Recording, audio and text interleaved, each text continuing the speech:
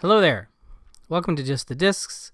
We talk about Blu-rays here, and we talk about boutique labels and 4Ks, and today we are talking about a new sort of boutique label, a new shingle, if you will, for Lionsgate. They have created their own direct-to-consumer sort of new label, I guess. It's Lionsgate Limited.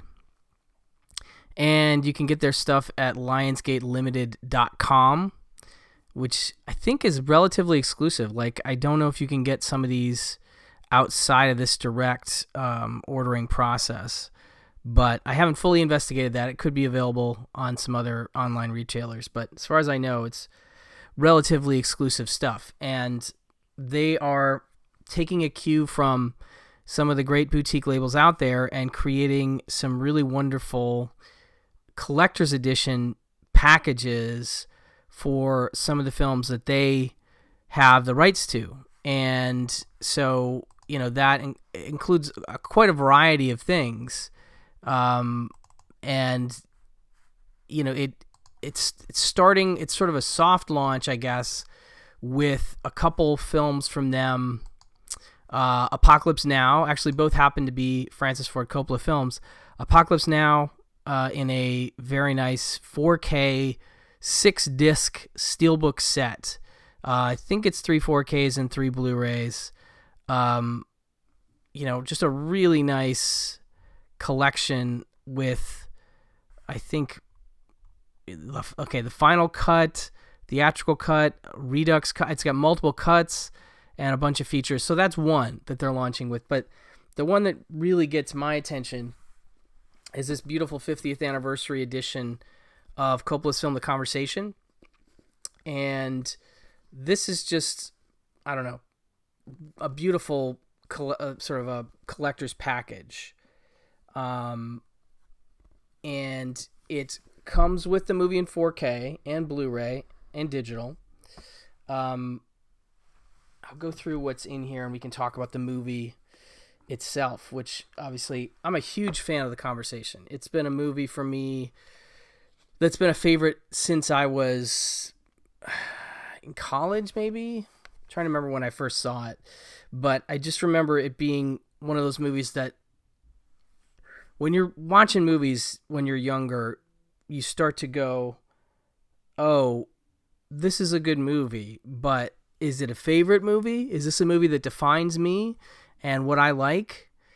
And this was one of the earliest movies that I remember having that feeling about, being like, I think this is a perfect movie for me, and just has so many things about it that I love, and it's a movie that I come back to a lot, and it's just a beautifully designed film, beautifully shot and acted and written.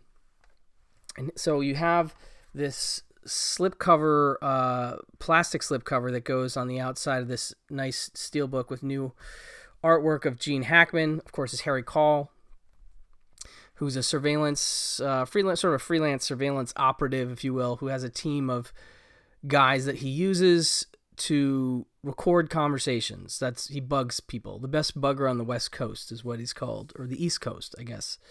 No, he's West Coast because it's San Francisco. Anyway, so this is this steelbook that we get in here, and it comes with a digital copy. I love that the Blu-rays are actually like designed like giant reels of magnetic tape, recording tape. So that's beautiful, right? You get that. On top of that, you get... so here's what's on the inside. I'll show you what went in this little hole in a second. So we get a really nice collector's edition booklet, which is pretty big and definitely not... I mean, I'm not saying that the booklets that get sent out are sometimes flimsy, but this is like a really decent stock in terms of the paper that they're using. And I think this is a really nice booklet. It's got an intro by Coppola, and then it's got at least one, if not multiple essays. Yeah, Kim Newman is one of the folks in here. In fact, I'd like to read just a bit of this because I always find it gives nice context. This is Coppola's introduction that's in the booklet here. I started work on the conversation screenplay right after the opening of You're a Big Boy Now in 1966 and completed the first draft in 1969. At that time, there were very few original screenplays being written, and I had resolved to do films only from my own original stories. I don't remember how I first became interested in the subject matter, but right from the beginning, I wanted to make a film about privacy, using the motif of eavesdropping and wiretapping and centering on the personal and psychological life of the eavesdropper rather than his victims. It was to be a modern horror film with construction based on repetition rather than exposition, like a piece of music. And it would expose a tacky subterranean world of wiretappers, their vanities and ethics, the conversations that they attend, conventions they attend, the magazines they read, and the women they value. Ultimately, I wanted the film to come to a moral and humanistic conclusion. I had no idea what was to come in 1973. White House plumbers, Watergate, Ellsberg files, of course, were unfamiliar phrases to me, and even now I'm not completely sure of how these names and events relate to this film, despite so many coincidences and prophecies. As I think about it, now that it's done, I realize I wasn't making a film about privacy as I had set out to do, but rather, once again, a film about responsibility, as was The Rain People. So I guess that's something he said in 1974. So there's a couple different essays in here, which is very cool. And I just want to look and see if this is the Kim Newman one. David Jenkins from Little White Lies. Conspiracy Theories. I think, yeah, this is the Kim Newman essay that's contained here. I'm just going to read the first paragraph from Kim Newman, who's one of my favorite critics, one of my favorite film scholars, film writers, film commentators. I just really dig him a lot. As perceptive as George Orwell's novel 1984 in 1949 is socially and politically, it's surprisingly naive about technology. Orwell's idea of dystopia was shaped by the labyrinthine bureaucracy of the BBC, where he wrote propaganda broadcasts during the Second World War. He apparently paid little attention to the knob twiddlers, tape splicers, and microphone engineers who worked under him. He certainly shows little interest in how television actually works. The minions of Big Brother rely on clunky 1940s microphones hidden behind trees and human monitors skipping through as many channels as there are civilians to spy on hapless drones like Winston Smith. Though systematic surveillance on either side of the Iron Curtain was already well underway, Orwell's Oceania defaults to the tactics of the dictator states of the 1930s: informers, posters, thuggery, rallies, physical torture. Only decades later was it possible for Terry Gilliam's Brazil in 1985, which suggests a Big Brother state that would be even more frightening if it were inefficient. And the fact that fact-based Das Leben der Anderen, The Lives of Others, 2006, a look back at the actual surveillance-obsessed regime of East Germany in the 1960s to revise the vision of the 1984 in light of the technological advances Orwell could envision. Orwell died in 1950, so he wasn't around for what came next. This is a fascinating essay. I don't want to read the whole thing, but I love that setup and the idea of technology and just how much technology has advanced since the conversation even. I mean, he's talking about Orwell, and then, you know, he dies in 1950. This is taking place in 1974, ostensibly using some of the more modern technology for invasion of privacy, if you will. But of course, we now have a whole different technology set up. We carry cell phones with microphones, and, you know, if you want to, you can definitely think about what can be heard through those microphones and how that information is used. And anyway, it's a fascinating thing to see how it's shifted even since this movie. So also included in this set is a beautiful reproduction of the one-sheet poster, which I have a framed original one-sheet of that in my house here somewhere. And then we have also a small poster of this new artwork that they've made for this edition. Now, on top of that, we also get this, which is, of course, an audio cassette of the original motion picture soundtrack, the score by the great David Shire, which I've always found to be really haunting in its way. It has it has this air of loneliness about it that really, I mean, it ties directly into Harry Call in that he also plays saxophone, and the movie ends with him playing saxophone. That, I don't know, just really works for me in terms of the metaphor of the film and the character. Score can be sometimes just a measure of, telling you how to feel about something, and doesn't always directly tie into character like this. But I think it's one of the reasons I love this movie so much, is that it goes beyond. Like, so much of it it's personal to Coppola, but it's also observing, previous cinema, because it is sort of his own take on Antonio's film Blow Up, which was a big deal in, I think, 1966 when it came out. And that's, of course, all about a photographer who takes a picture in a park, played by David Hemmings, and he blows up and realizes he's actually captured a murder. And this is a little different. This is a conversation that Gene Hackman is recording between two characters. In this case, they are played by Fred Forrest, who I'm a huge fan of, and Cindy Williams. And, not to spoil too much about the movie, hopefully you've seen it if you're watching this, but that conversation seems to be about one thing, but ends up being about something else. And it's not until much later that Gene Hackman's character realizes that, and realizes what he's gotten himself involved in. And this is obviously part of a bigger movement in the 1970s towards paranoid films in general. So you had this film, and then a bunch of great films from Alan J. Pakula, like Clute, The Parallax View, All the President's Men, of course. There's just a ton of great paranoid thrillers in the 70s, and they really convey this sense of distrust of your fellow man, distrust of the government. And I totally have always, I don't want to say I've shared that feeling, but like I get it. And I also get why it crops up in the 70s, post-Vietnam. It just feels like things are different. It's a beautifully photographed film. I don't know the split, but both Haskell Wexler and Bill Butler are credited as cinematographers, and both are, two of the greatest to ever do it. But one of the big things about the movie, I mean, certainly the production design is great. Dean Tavoularis, who Coppola used a bunch. Richard Chew is listed as the editor, but I don't know specifically how much Walter Murch is involved in the editing of the film, the cuts, etc. But I know that he's heavily involved in the sound design of the film, which is something that he had done. I mean, he's just really a pioneer on a level that I don't think is fully appreciated today in terms of what he did.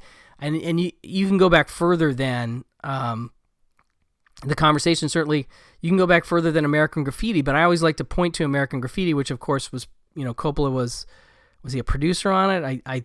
He was involved, and of course Lucas directed it. But what they did is they were able to come up with this idea of this soundscape of depth of field, like you would with photography, where certain things are up close and in focus, and other things are in the background and out of focus.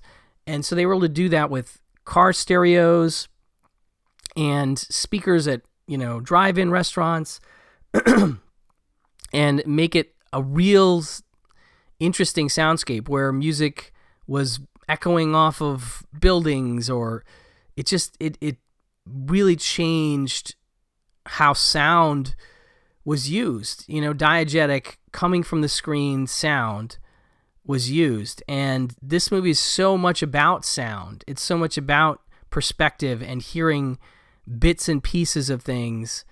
And Murch is just, I don't know, I've just always been pretty blown away by what he was able to do in this film. And again, I don't know, he mentions there's a great interview with him. I'll go through the features on this in a second, where he talks about how this was one of the first editing jobs he had, although again Richard Chew, who would go on to do Star Wars and a bunch of other stuff, is credited. Murch is credited with like sound editing, and it's a movie that's so much about sound, and that it's just unlike anything that had come out at that time. But also it's very much an art film. It's very much because of that Coppola personal filmmaking point of view, and because of the influence of the new wave and foreign cinema that he was seeing at the time. It really becomes a movie that's not like any other, and not a movie that a studio would make in 1974. It's like one of the things Murch says, people, I think he says something like, people say they don't make them like this anymore. He's like, they didn't make them like this then, because this is a movie that is funded for a director who just had a gigantic success with The Godfather. If that doesn't happen, this movie doesn't happen. And I'm always fascinated by those cash in your chips kind of movies where you have a director who's had a great success, and what do they decide to do with the clout that they've sort of achieved because of that success. And so I like the Godfather quite a bit, but The Conversation is much more my kind of movie, but it's a movie that I know doesn't exist if The Godfather doesn't exist, So anyway, I love Gene Hackman in this. I think it's such an interesting performance from him. He's already, a pretty big star at the time. I mean, he's coming off of, the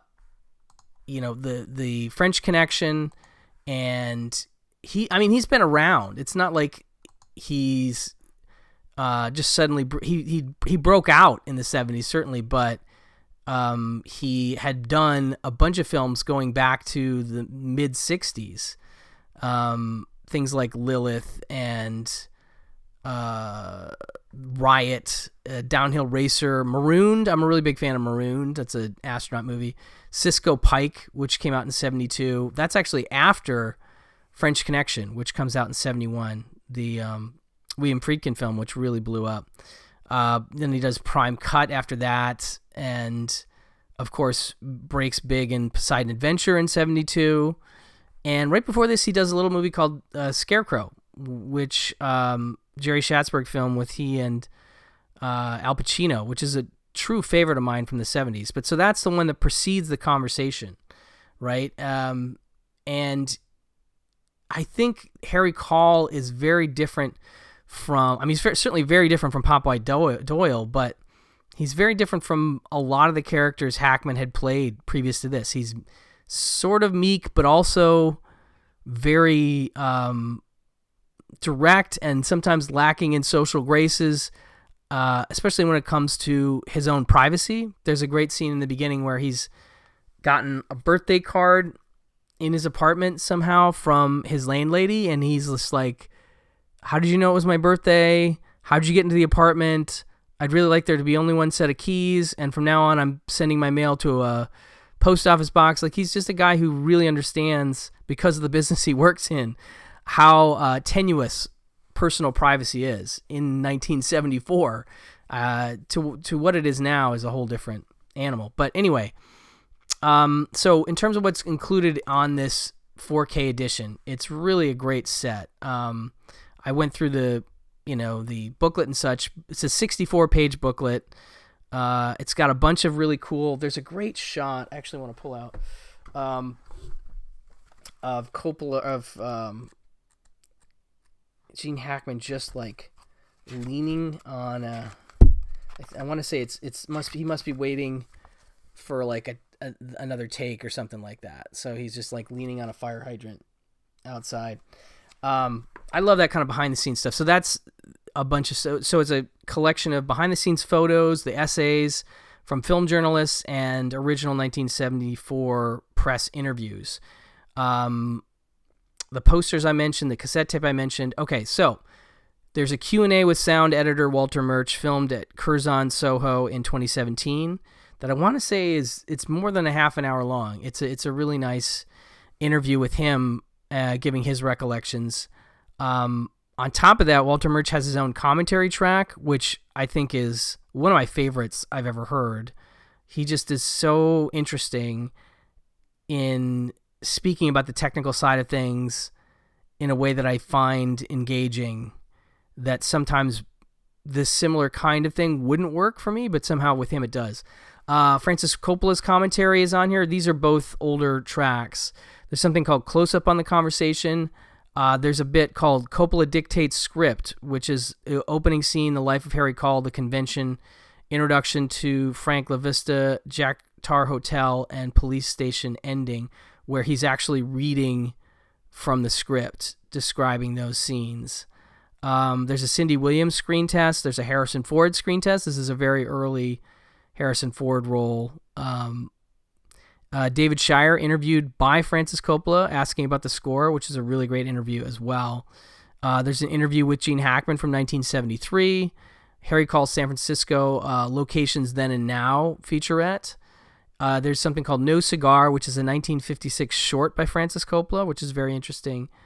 The new 50th anniversary trailer, and a new intro from Francis Coppola, which is new and exclusive to this disc. A total of like 138 minutes of bonus content. And so it's a really, really nice set. And like I said, it's a movie that's very important to me. And as soon as I could make an employee pick shelf, this is the kind of movie that I was putting in it. And this is the kind of movie that, as much as I love to shift things around and move in new picks, The Conversation was one that I wanted to keep in there almost all the time, because it was just a movie that I never have wavered on in terms of my love for it. So it's a movie that's really been important to me since I was young, and I love the look of this new 4K is really, really nice, and I was just incredibly impressed with this whole package. So I'll leave a little link below as to where you can pick it up from the Lionsgate Limited website. Also know that they have some upcoming titles for pre-order, including Reservoir Dogs, Jackie Brown, Kill Bill Volume 1, and Kill Bill Volume 2. And all those are, at least double disc editions. In fact, I think all those are double disc editions, one 4K and a Blu-ray. Nice steelbooks, and just they're really trying to make a collectible presentation here that I'm definitely into. So anyway, thank you so much for listening, and I will talk to you soon. Bye-bye.